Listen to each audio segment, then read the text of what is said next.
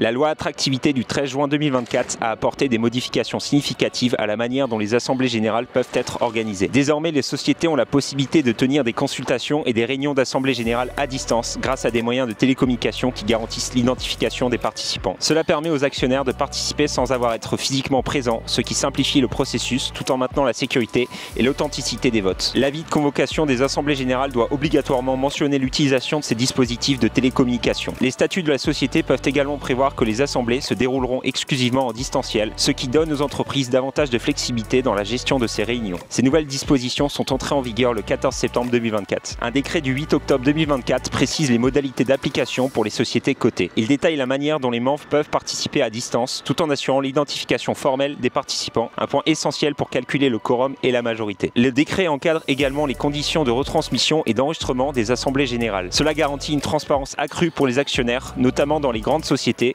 où les assemblées générales sont souvent suivies par un grand nombre de participants. En ce qui concerne les votes, le décret impose des mentions spécifiques à inclure dans les formulaires de vote par correspondance destinés aux administrateurs ou aux membres de conseils de surveillance des sociétés anonymes. Ces précisions sont nécessaires pour assurer que les votes effectués par correspondance soient bien conformes aux exigences légales et permettent un suivi rigoureux. Ces dispositions relatives à la participation à distance, aux modalités de calcul du quorum et à la retransmission des assemblées générales sont entrées en vigueur le 11 octobre 2024.